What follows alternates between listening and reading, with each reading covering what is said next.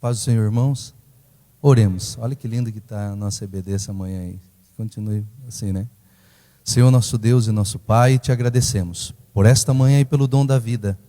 Senhor, nós te agradecemos pela vida do pastor Oswaldo, do pastor Benedito, dos nossos professores, que o Senhor tem levantado para a manutenção desse trabalho. Continue abençoando esse trabalho, a Escola Bíblica Dominical, esse verdadeiro centro de ensino, Senhor meu Deus, teológico, dominical, que o Senhor preparou para que pudéssemos aprender a Tua Palavra. Usa o Teu servo nas Tuas mãos, nesta abertura de trimestre, e que o nosso coração esteja voltado a este tema tão importante para a nossa vida cristã. Continue abençoando o pastor Oswaldo com toda a equipe, para que possam, Senhor, superar todas as adversidades e manter esse trabalho à frente e avante, para a glória do Teu nome, pois sabemos da importância que é esse trabalho para a saúde da Tua igreja. Pai, em nome de Jesus oramos e pedimos esta bênção. Amém. Paz do Senhor, irmãos. Na questão de classe, né, eu percebo sempre ser comum entre nós a gente ficar bem disperso, né? Fica lá no norte, outro no sul, outro no... Isso às vezes tira um pouco o jogo de cintura do professor. Caso vocês possam e queiram aproximar mais, fechar um pouco mais o ambiente, eu fico agradecido. Amém? Se puderem, né? Exato, a lição, a escola bíblica, ela dentro de um contexto de diálogo, ou de, né? Enfim, isso podendo ser feito ajuda muito. Não só o professor, mas a questão nossa também como aluno, né?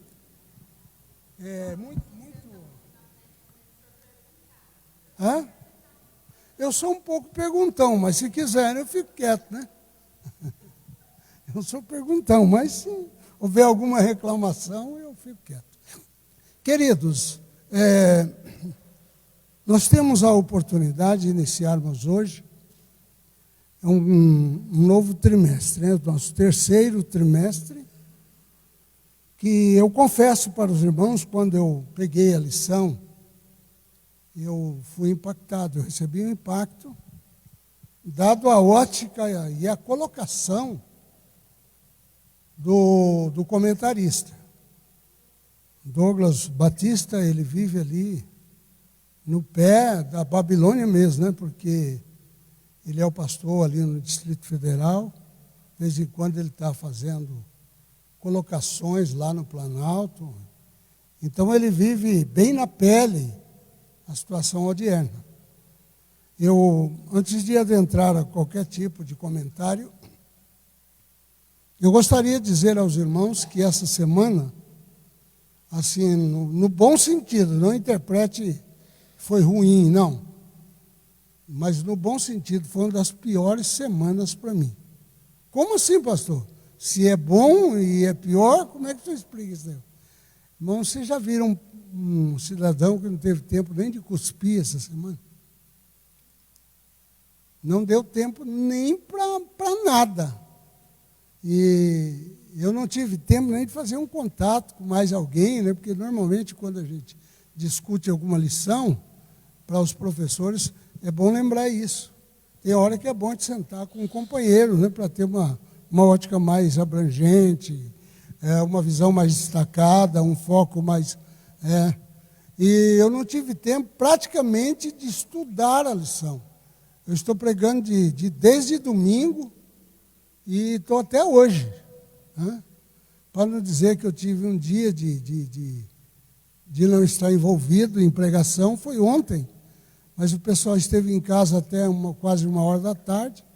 E a irmã Maria, depois de 1h da tarde, passou mal e eu virei, em vez de estudante da lição, eu virei enfermeiro, virei médico e a coisa ardeu para o meu lado. Tanto é que eu acordei, era madrugada, e cacei a irmã Maria, ela não estava na cama. Falei, bom, arrebatada ela não foi, porque eu também iria, né? Então, no banheiro ela não estava. Fui ver, ela foi sentar lá no sofá, porque disse que não conseguia ficar deitada, porque ficava sem fôlego. Aí vou eu tentar resolver o problema da irmã Maria. E assim foi a semana para mim. Então hoje, eu confesso para os irmãos que eu nem montei um cronograma de aula. A gente vai falar um pouco daquilo que a gente conhece, um pouco daquilo que eu li, e, enfim, e contar com o apoio dos alunos e a compreensão de todos. Mas, queridos, aqui não é lugar para chorar o leite derramado, né? É o lugar de fazer o carro andar. E é o que eu pretendo fazer nessa manhã, se Deus me permitir. Eu tenho ali praticamente 40 minutos, né? Talvez nem dê tudo isso, mas 40 minutos para uma aula de aprendizado. Irmãos, normalmente nos outros trimestres, a gente faz a lição atual, assim, como diz aí na linguagem odierna, bem rasinho, né? Para a gente dar uma pincelada em cada lição, para que nós tenhamos uma noção do que é que nós estamos iniciando a estudar. Na verdade, eu dei assim uma olhada em cada lição, rapidamente. Não vou dizer que eu tenho subsídios, apenas vamos falar um pouco da prática, daquilo que conhecemos, daquilo que estudamos e trouxemos para o conhecimento bíblico e o conhecimento da igreja em si. Mas, a priori, quando eu me deparei com o assunto, sinceramente, irmãos, eu achei muito comprometedor. Bastante comprometedor. Por quê? Porque os irmãos sabem que a igreja está sendo visualizada 24 horas por dia. Vocês não têm noção por onde é que essas nossas lives passam. E se fosse por pessoas interessadas em ouvir o Evangelho só, era uma bênção, maravilha. Mas uma grande gama de olheiros estão a cada dia visualizando para prejudicar a igreja, para perseguir a igreja. Nós estamos vivendo um momento de perseguição, queira você ou não. Então, a função da igreja nunca foi criar problema para governo, para autoridades, para nenhum regimento. Não. A função da igreja sempre foi colaborar para o bom andamento da nação, do povo, enfim, não é? Mas, como o movimento aqui que nós estamos estudando, que o pastor Douglas, creio que orou a Deus e com mais alguém, eles prepararam, era essa questão da finalização, é o arremate da igreja aqui na terra. Nós, como igreja, precisamos muito estarmos atentos a esses detalhes. Por quê? Porque isso aqui está indicando que nós estamos vivendo os últimos momentos da igreja na terra. Como assim, pastor? Os sinais estão aí. Eu queria que os irmãos, eu quero pedir permissão aos irmãos, eu não quero fazer uma lição seguida, começar do primeiro ponto tal, e ir até o final. Não, eu quero, onde eu estudei no seminário, eu disse, hoje nós vamos bagunçar a classe. O que é bagunçar a classe? Vou pegar o começo, põe no fim, pega o fim, põe no meio, põe no começo, e assim por diante. Mas não é isso que eu quero fazer, é que eu vi algumas coisas que é muito interessante, que eu queria já de imediato passar para os irmãos, porque se no final nós não tivermos tempo de falar, então nós vamos ter, pelo menos, isso aqui mastigado. Eu queria que vocês, quantos têm a lição aí? Quantos não têm, levanta o dedo. É só procurar o irmão Hamilton, né? Ele tem lição. Ah, está aqui, rapaz. A irmã Rose está aí com lição. Se você não tem, é só procurar ela. No segundo tópico da nossa lição, eu disse que eu ia começar do meio para o fim, do fim para o começo. No segundo tópico, me chamou a atenção. Eu quero levar você para isso. O espírito da Babilônia, né, que nós vamos estudar sobre a figura da Babilônia, né, que não é aquela Babilônia que viveu no passado. Não é nada disso. Nós entendemos perfeitamente. Acredito que aqui não tem nenhum incauto, né? Todos nós temos uma certa noção. Mas quando eu trato filho da Babilônia, ou melhor, o espírito da Babilônia, nesse segundo tópico, eu encontrei as 3 principais colocações que hoje esse espírito da Babilônia, né, ele está trabalhando duramente. Por quê? Porque a função é criar um reino dominador. Agora, uma das perguntas que sempre fica: por que escolhido o nome Babilônia? Por quê? Note, os irmãos, que a história da Babilônia vem vindo, né? Mas você nota que a Babilônia, em todo o tempo, a função dela era dominar tudo. A Babilônia nunca quis deixar a comando com mais ninguém. Todos aqui, eu tenho que vários irmãos são estudiosos da Bíblia, né? Ela sempre quis dominar tudo. Note, os irmãos, que mesmo tendo a ordem que saíra da arca, na época da arca, que era para povoar a terra, eles vão na terra de Sinar e começam uma cidade e dizem: não, vamos ficar aqui, daqui não vamos sair para lugar nenhum. Quer dizer, eles vêm nessa condição desde o início. Então, nesse segundo tópico, eu estava lendo e dando no pouco tempo que tive, no primeiro subtópico ele diz assim, que ela vai atacar, primeiro, no sistema, quem está com a lição aberta? No sistema religioso. O primeiro ponto deles é o sistema religioso. Note, os irmãos, que eu deixei até a leitura em classe, para a gente fazer depois. Não foi porque eu esqueci, não.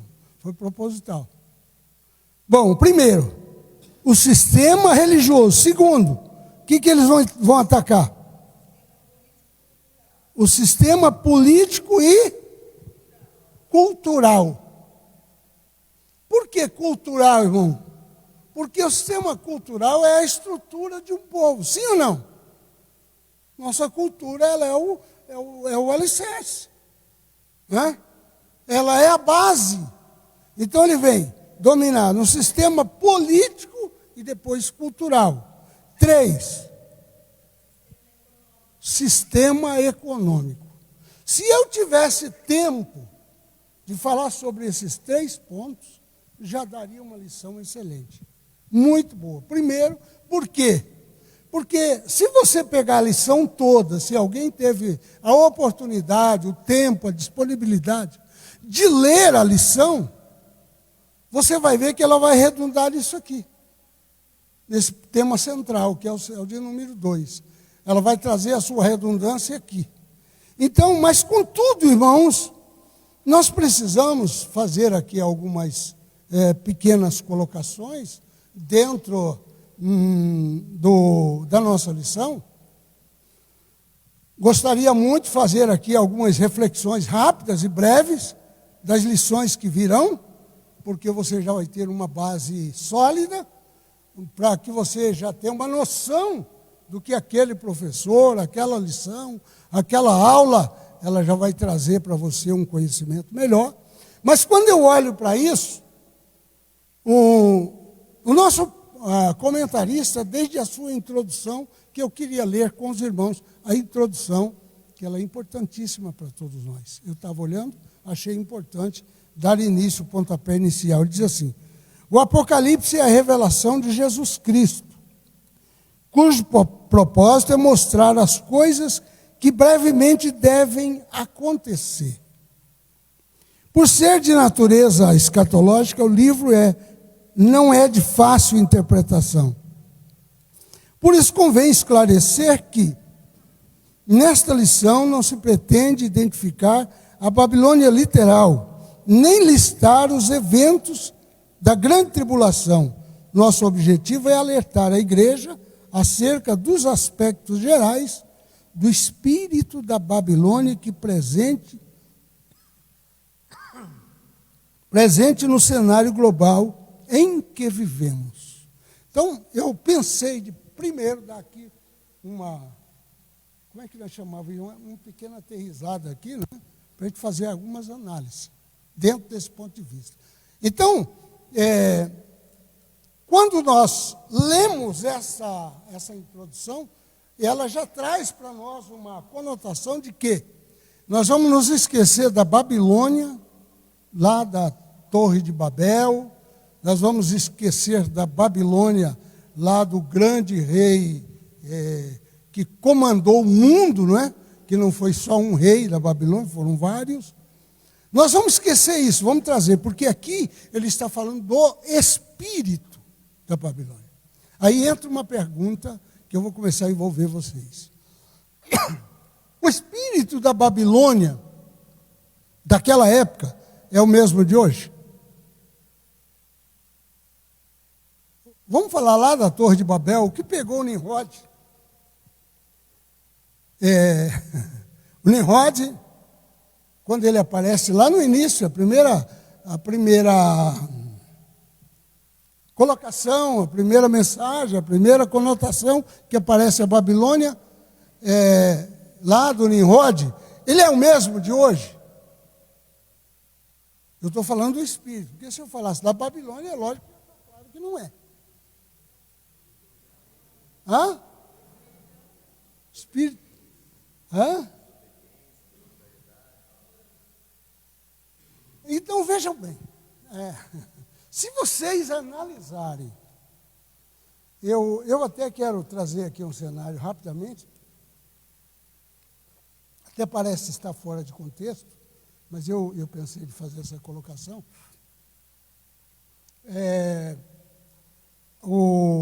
Quando houve aquela escrita na estucada parede, onde é que era? Lembra que trouxeram os cálices? Eu não estou citando o nome, eu quero forçar a mente de vocês. Onde que foi? Na Babilônia. Quem era o cidadão que estava lá? Você tem certeza? Belsazar. Quem era Belsazar?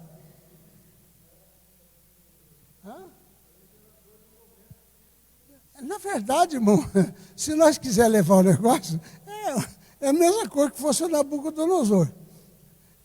Desculpa a expressão, era uma porcaria só.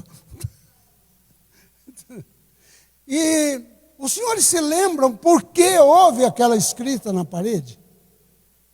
Alguém se lembra? Dá a impressão que eu saí do contexto da lição, sim ou não? Não dá a impressão?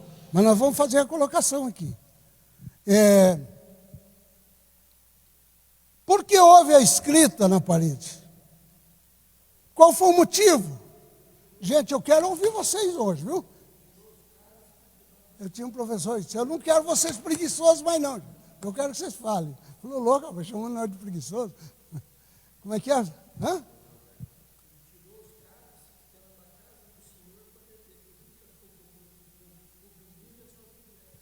Sim. Os irmãos concordam que era só isso?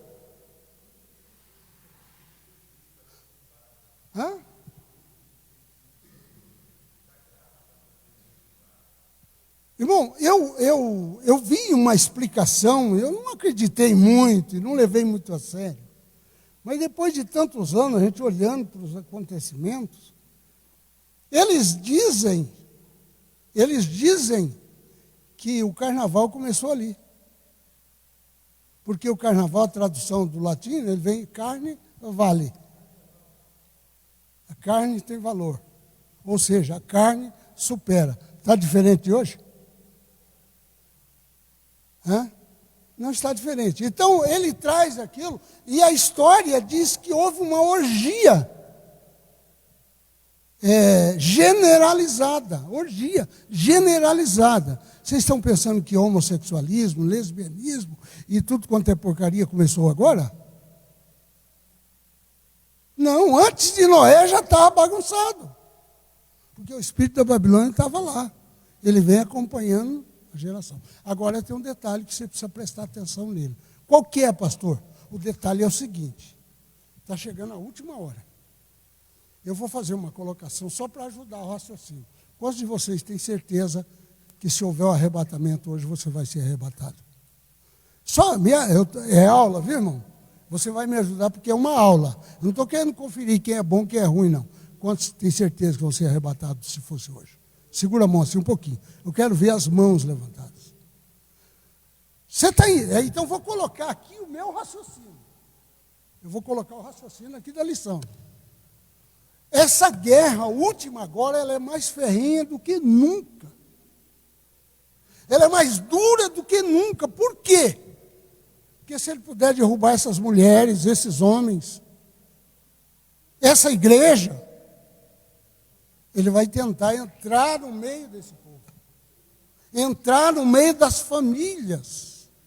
Quem das irmãs que tem uma menina adolescente que está na escola, que ela não foi atacada lá por um... Quem não? Eu duvido.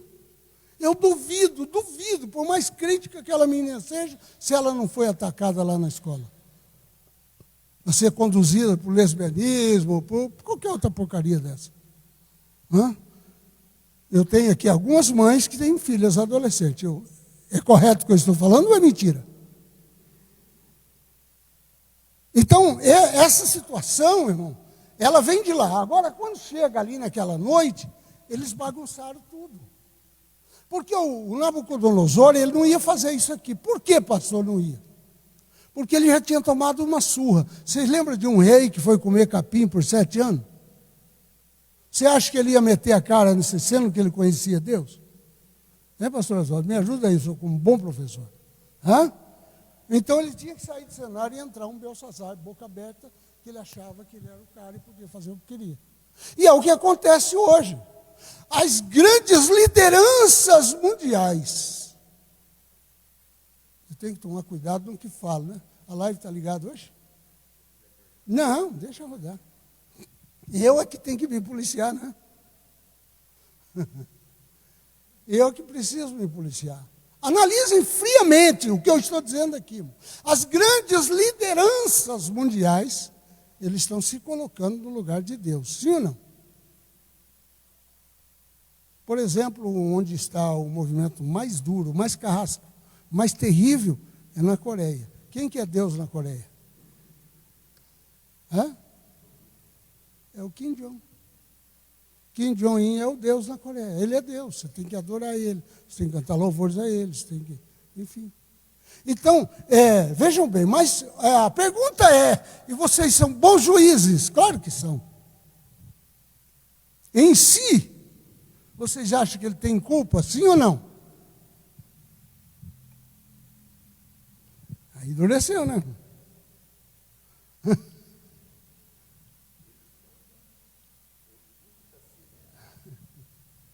Aí a pergunta ele tem ou não tem culpa? Não existe meia culpa, ou ele tem ou ele não tem.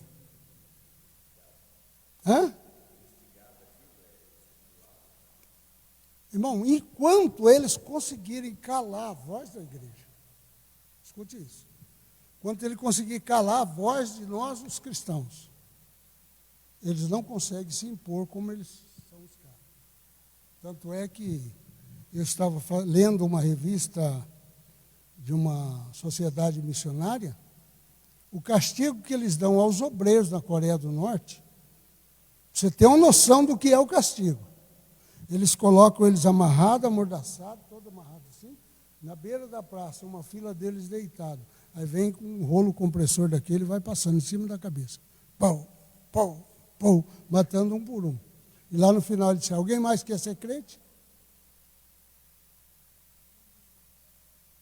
Esse mundo que nós estamos vivendo. Nós temos um pouquinho de liberdade ainda, o que devemos fazer? O que nós devemos fazer enquanto temos um pouquinho de liberdade, hein, Marco?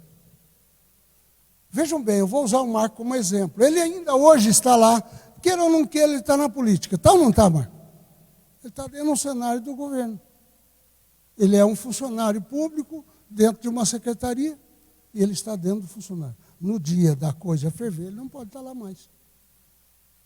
Ele não vai poder estar mais. Então, voltemos aqui para a colocação que eu fiz das 3 partes que eu considerei como a base fundamental da nossa lição de hoje.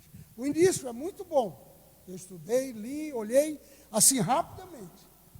Irmão, eu já ouvi aqui alguns dos nossos professores. Não sei se estão alguns deles aqui. Alguns deles, está ali o Agenor, está aqui o pastor Oswaldo, está aqui o pastor Marquinhos. Algumas lições, vai até 4 dias para fazer uma lição como precisa. Eu estou errado, Agenor? 4 dias. E eu não tive meio dia para aprontar uma lição. Mas a gente está acostumado a isso. Não é que eu não quis, não. É que eu não tive. Eu não tive. Na hora H eu tinha que fazer aqui, aprender para fazer a palestra aqui do casal.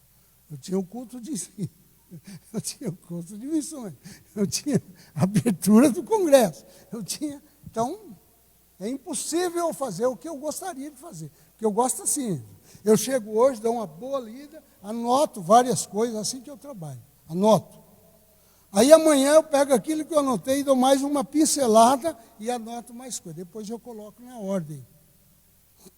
Quando eu colocar na ordem, eu estou tranquilo, aí eu já posso fazer a lição.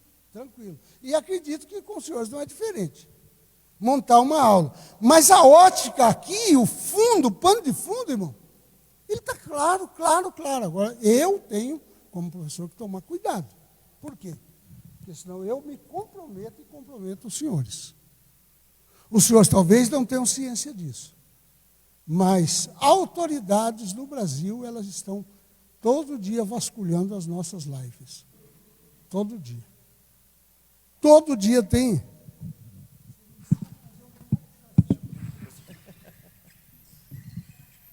O tabernáculo andando. Para cá, isso. Aí, tá bom, obrigado. Aí os olhos começam a ficar. O senhor acha que era melhor?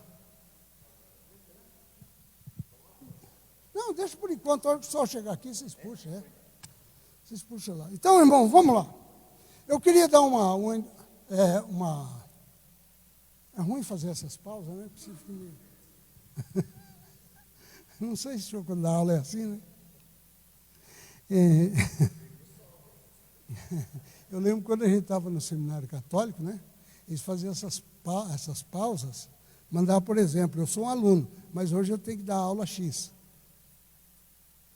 E aí, no meio, entrava um padre lá para estrapar, de Araque lá, né? E depois para me dar continuidade na aula.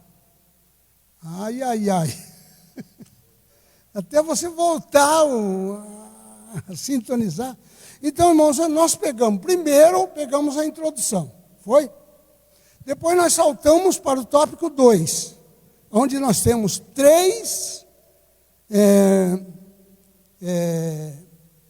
como que eu chamaria isso? 3 sistemas, né? Para corromper. Ele, primeiro, é a religião. Irmão, é possível corromper a Assembleia de Deus? Bom, tem os problemas que sempre tiveram. Eu não estou falando disso. É possível hoje você ouvir dizer que um pastor foi excluído por pecado de adultério, ou que um pastor foi excluído porque meteu a mão no caixa, é porque fez o caixa 2, é porque, enfim, isso não é que é normal, mas isso tem todo o tempo. Mas eu não estou falando disso, estou falando de corromper a minha e a nossa fé. É possível? Então, eles têm 2 coisas que eles colocaram nessa lição que eu quero trazer à tona aqui. A primeira delas é o relativismo. Quem leu na lição relativismo? Marcou, você leu? Relativismo na lição? Não deu tempo também. Hein? Quem leu sobre o relativismo? O que é o relativismo, senhores? Esses são dois pontos importantes que eu quero trazer aqui, porque eu citei aqui, se é possível corromper a Assembleia de Deus. Eu estou falando no sentido geral. Não estou falando de alguém que se desviou, alguém que pecou, alguém que aprontou, não. Eu estou falando de relativismo quando é a igreja, o seu sistema, a sua doutrina, a sua base, ela é minada. Então, eu queria pensar aqui com vocês sobre um dos adendos da lição. Relativismo. O que é relativismo? Eu tenho vários doutores aqui. Eu vou usar aqui, se me permite, Carol, o que você entende, lá você estudou faculdade, o que você entende como relativismo?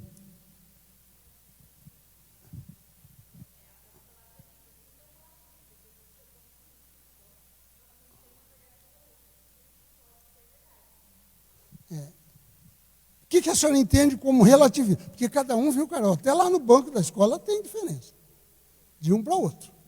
Eu usei a Carol, pedi permissão para ela, porque ela é um ponto de partida, mas tem o meu ponto de vista, tem o dela, tem o do outro. O que a senhora acha que é o relativismo? Sabe, irmão, eu vou fazer uma colocação e vocês façam juízo. É mais ou menos aquela palavrinha que se usa muito. Nada a ver. Nada a ver. Não, mas não pode aquilo, não pode. Não, nada a ver. Hã? Não tem nada a ver, não. Ele tomou umas cachaças. Não, nada a ver. Eu não estou querendo falar de coisa mais espúria, né? Não, nada a ver, nada a ver. Para você ser crente, não precisa mudar nada disso, não. Cada um vê, eles relativizam. Quer dizer, aí depois tem uma outra coisa que eu queria que os senhores atentassem bem para isso, me ajudassem a fazer um juízo melhor. Qual que é? O sincretismo. Alguém já leu sobre sincretismo? Se lembram? Alguém se lembra? É provável que muita gente já leu. Mas às vezes não atenta para isso. Mas é uma situação odierna. É uma situação atual. O que é sincretismo? Pode. Espera aí, deixa eu... Pois virá o tempo em que não suportarão a sã doutrina, pelo contrário, se rodearão de mestres segundo as suas próprias cobiças, como que sentindo coceira nos ouvidos. Que falam o que eles querem ouvir. Mas eu vou mais longe com o sincretismo. Sabe o que é? Na ótica, eu me lembro que eu estudei com um professor, esse rapaz é de Goiânia, um grande mestre. Ouvi ele dar uma canseira na gente pregando, mas como ensinador eu nunca vi um cara com tanto conhecimento. Ele foi o nosso mestre na área do sincretismo. Na lição, quando se falamos objetivamente do sincretismo. O que é o sincretismo? Só para ficar mais fácil. Você colocar, por exemplo, um macumbeiro sentado aqui e você sentado aqui, nós dois somos religiosos iguais. Deu para você entender? Ele perde as divisas. Ele perde como que eu chamaria isso? As separações. Ele não tem mais limites. Não, eu posso ser amigo e trabalhar junto, e a fé dele é macumbeira, mas ele também é de Deus também. Ele também... Hã?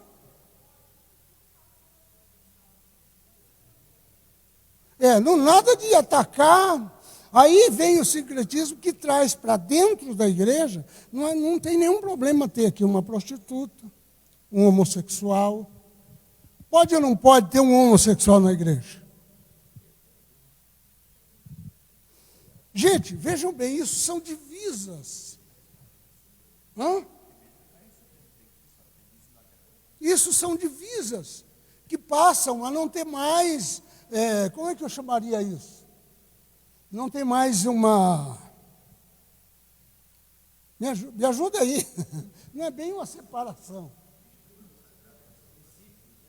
Os princípios, a diferença entre um e outro. O sincretismo ele é malévolo, porque ele perde toda a essência do que é mal e deixa de ser mal para ser bem, deixa de ser bem para ser mal. Ele perde essa essência. Então, hoje, essa lição, o fundamento principal dela, quando ele fala aqui de deturpar a religião, a política, o que mais aí? A religião, a política. É o terceiro, segundo ponto, segundo. Sistema. E aqui? Aqui. Economia, política e cultura. Político e cultural. E por último, a economia. Por que ele fala justamente esse terceiro ponto da economia? Irmão, quando você lê a lição, quando você estuda a lição e vai olhar para o cenário atual, qual que está sendo levado? Não tem nenhum problema. Desliga a live aí.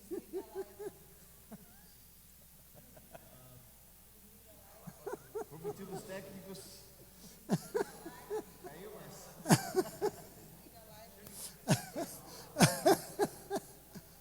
Não tem nenhum problema. Vocês morrerem na fila do hospital, desde que o dinheiro esteja no meu bolso. Não tem nenhum problema que o senhor nunca consiga pagar a sua conta. Se eu perca o seu nome, perca o seu emprego, não há nenhum problema. O dinheiro está no meu bolso. A corrupção. E ela é aceita nos mais altos patamares. Hoje os senhores estão vendo isso no Brasil. Você desligou a live?